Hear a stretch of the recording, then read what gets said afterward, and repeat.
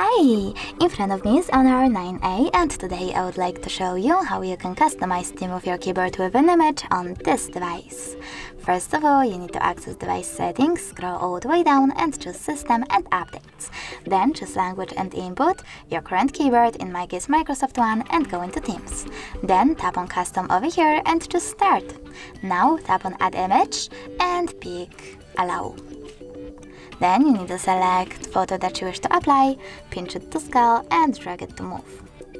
When you're ready, adjust background darkness by swiping left or right and tap on Done at the top right corner. Over here you can enable or disable keyboarders and symbols by tapping on the switchers.